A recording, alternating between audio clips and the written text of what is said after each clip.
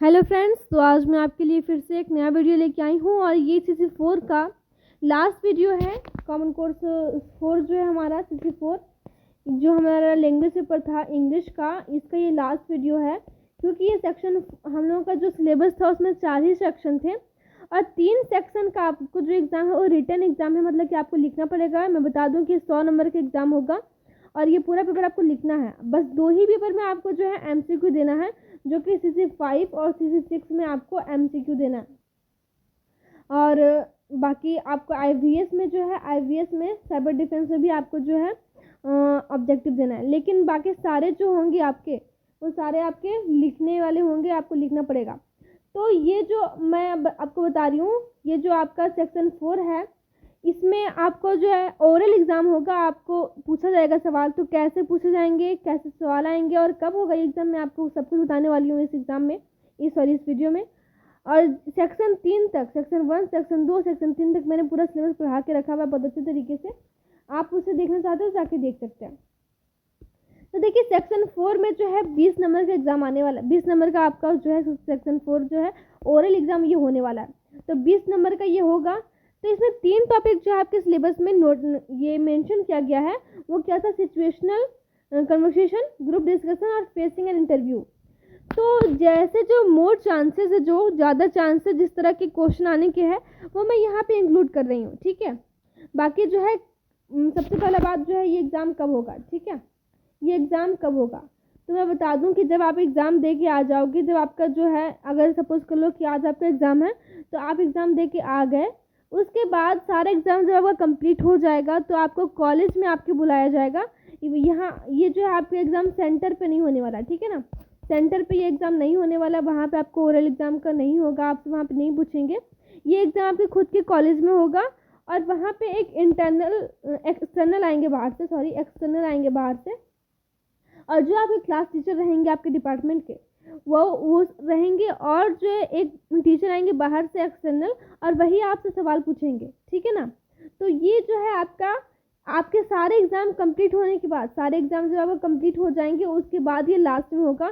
जैसे कि प्रैक्टिकल अगर कोई दिए होंगे तो उनके पास एक्सपीरियंस होगा कि कैसे होता है, या फिर वाइवा अगर दिए होंगे तो ये जो मैं बता दूं कि आपके सारे एग्ज़ाम कंप्लीट होने के बाद आपके खुद के कॉलेज में यहाँ पे इंटरनल एग्ज़ाम के जैसा एक्सटर्नल जो है एक्सटर्नल टीचर आएंगे एक बाहर से, उनके प्रेजेंस में, और एक इंटरनल टीचर रहेंगे, मतलब कि खुद के कॉलेज के टीचर रहेंगे, और एक एक्सटर्नल टीचर आएंगे और वही आपसे सवाल वगैरह पूछेंगे। तो वहाँ पे होगा, वैसा होगा ये, ठीक है। तो यहाँ पे होगा, ये आपको पता चल गया। और यहाँ पे जो है अब कि कौन कौन से क्वेश्चन आएंगे, ठीक है, कौन कौन से क्वेश्चन आएंगे। तो ये बात है कि 3 टॉपिक आपका मेंशन किया गया था। 3 टॉपिक में जो मुझे सबसे ज़्यादा जो आप अभी ट्रेंडिंग में लग रहा है वो मैं आपको बता दूं। सिचुएशनल कन्वर्सेशन में आपको जो है हो सके कि सिचुएशनल कन्वर्सेशन में 2 आदमी का रहना ज़रूरी है, ठीक है ना। 2 आदमी का रहना ज़रूरी है क्योंकि तभी वहाँ पे कन्वर्सेशन हो पाएगा। अकेले तो कन्वर्सेशन नहीं हो पाएगा और टीचर आपसे कन्वर्सेशन नहीं करेंगे, तो वहाँ पे 2 आदमी का होना ज़रूरी है।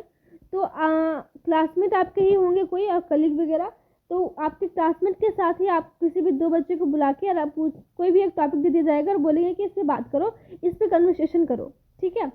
तो हो सके कि आपके डेली रूटीन जो अभी आज का दिन है, जैसे कि अगर आप आज गए हैं एग्ज़ाम देने के लिए ओरल एग्ज़ाम, तो आज के दिन के बारे में आप लोग दोनों को बात करने के लिए दे दिया जाएगा, ठीक है। और जो दूसरा इम्पॉर्टेंट है वो एग्ज़ाम। तो जो आपका सबसे पहले काम ये करना है कि जिसमें जो भी आपका एग्ज़ाम में आया है क्वेश्चन, जो भी आया है, paragraph writing, note making, advertisement या फिर ऐसे वगैरह जो कुछ भी आया है उसे जल्दी से रिवाइज कर लें एग्ज़ाम देने के बाद भी, क्योंकि उसी से ना कुछ रिलेटेड जो है आपको, या फिर आप ऐसा कर लें कि उस पर कुछ बोलने का प्रयास करें, उस पर कुछ इंग्लिश से खुद से बोलने का प्रयास करें, तो वो जो है आपके ओरल एग्ज़ाम में भी मैच कर सकता है। तो सबसे पहला काम जो है, जो एग्ज़ाम दे के जो आप आएंगे उस सारे क्वेश्चन को रेडी कर लेना है। दूसरा, जिस दिन आप एग्ज़ाम देने जा रहे हैं तो उस दिन आपने क्या क्या किया है उसको इंग्लिश से बोलने की कोशिश करें, तो शायद वो भी आपका मैच कर जाए। तीसरा क्या होगा कि आपके फ्रेंड से जो है, जो भी जिसके साथ भी कन्वर्सेशन हो रहा है, उनसे आपको बात करने दे दिया जाएगा, हाय हेलो ऐसे ही, हाउ आर यू, ऐसे ही जो नॉर्मल कन्वर्सेशन होता है वो आपको करने दे दिया जाएगा। या फिर जो चौथा है वो हो सके आपको डिबेट दे दिया जाएगा। जैसे कि किसी भी टॉपिक पे बोलेंगे कि आप इसके साइड इफेक्ट बताओ, मतलब कि एक तरफ बोलेंगे कि आप इसके फ़ायदे बताओ, आप इसके नुकसान बताओ। इस तरह से सिचुएशनल कन्वर्सेशन हो सकता है। तो जो मुझे लग रहा था इम्पॉर्टेंट वो मैंने बताया है, जो बेसिकली पूछे जाने चाहिए। तो सबसे पहला काम जो है कि आप जो एग्ज़ाम दे के आएंगे उस सारे क्वेश्चन को तैयार कर लें और उस पर आप 2-4 लाइन बोल पाएँ, ऐसा आप खुद को प्रिपेयर कर लें। और डेली रूटीन जो भी है आपका उसको प्रिपेयर कर लें कि आप उस पर 2-3 लाइन इंग्लिश से बोल पा रहे हैं। और कुछ ऐसा, अब कोई भी डिबेट दे देगा तो इस पर तो हमारा कंट्रोल नहीं है ना, तो हम कितने डिबेट को कर सकते हैं, तो ये कंट्रोल नहीं है हमारा। लेकिन फिर भी एक कॉन्फिडेंट आपको अपने आप को बनाना होगा और एक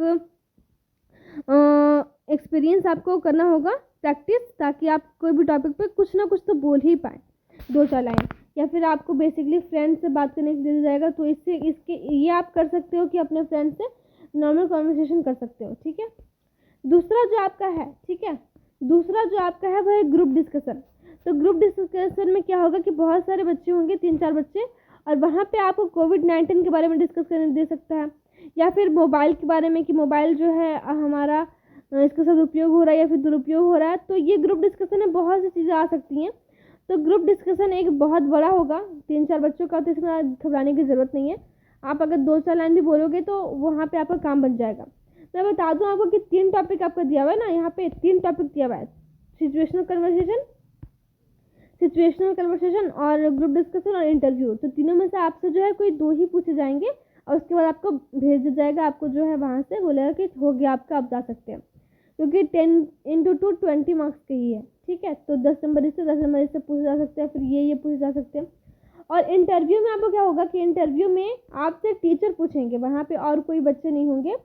इंटरव्यू में आप अकेले होंगे और आपसे टीचर क्वेश्चन करेंगे। तो क्वेश्चन करने में क्या क्या कर सकते हैं, तो पहला सबसे पहली बात है कि इंट्रोडक्शन आपको बोलेंगे देने के लिए। तो इंट्रोडक्शन बेसिकली अगर आपको ओरल एग्जाम में अगर आपको मार्क्स कलेक्ट करने हैं तो सबसे पहले आप इंट्रोडक्शन अपना तैयार कर लो, कम से कम 5, 6, 7, 8 लाइन का एक अच्छा से इंट्रोडक्शन याद कर लो, ताकि आप बेझिझक वहाँ पे बोल सको, ऐसा कि आपने खुद से बोला है, याद करके नहीं बोला है। तो सबसे पहली बात तो इंट्रोडक्शन याद ही कर लो किसी भी तरह से। इंट्रोडक्शन में पहले अपना नेम बोलना है, फिर अपना एज बोलना है, फिर अपना फादर का नेम, फिर अपना क्वालिफिकेशन, ठीक है, फिर आप कहाँ के हो, कितने साल के थे आप लोग, कहाँ के हो, और आपकी हॉबीज़ क्या है, क्या एम है, ये सब बोलना होगा। ठीक है, इंट्रोडक्शन में। फिर इंटरव्यू में आपसे जो है एम के बारे में भी आपसे जो है इंक्वायरी कर सकते हैं कि आपका एम क्या है। ठीक है, तो इस तरह से इंटरव्यू मतलब कि टीचर ही बेसिकली आपसे क्वेश्चन करेंगे, या फिर आपका जो है फेवरेट सब्जेक्ट, इस पर आपको बोलेंगे, या फिर कुछ क्वेश्चन भी पूछ सकते हैं आपके फेवरेट सब्जेक्ट से। अगर आप बोलोगे, अगर सपोज कर लो कि इंग्लिश ही अगर आपने कुछ बोला तो इंग्लिश से आपसे कुछ ग्रामर वगैरह या फिर ट्रांसलेशन बनाने के लिए ऐसा कुछ आपसे क्वेश्चन पूछ सकते हैं इंग्लिश में। या फिर आपसे पूछ देंगे कि how many parts of speech, कि पार्ट्स ऑफ स्पीच कितने होते हैं, तो वो आपको बताने होंगे कि पार्ट्स ऑफ स्पीच 8 होते हैं। ये सारे आपको इंग्लिश में बताने होंगे। या फिर इंटरव्यू में आपसे पूछ सकता है कि इसका पैसिव वॉइस क्या होगा, या फिर ये कौन से टेंस का है, ये सेंटेंस कौन से टेंस का है। तो ये सारे आपके इंटरव्यू में पूछे जा सकते हैं, लेकिन इससे कम चांसेस है। ठीक है, बेसिकली आपका जो ज़्यादा चांसेस है ना इंटरव्यू में, वो आपका इंट्रोडक्शन है। इंट्रोडक्शन आपका सबसे फर्स्ट प्रायोरिटी में आता है। तो ये आपका हो गया ओरल एग्ज़ाम का 3 टॉपिक थे टोटल, और तीनों में कैसे कैसे आपके क्वेश्चन बन सकते हैं वो मैंने यहाँ समझाने की कोशिश की है। ये देखिए, आप 20 मार्क्स का है, तो तीनों टॉपिक में से आपसे 2 से पूछा जाएगा।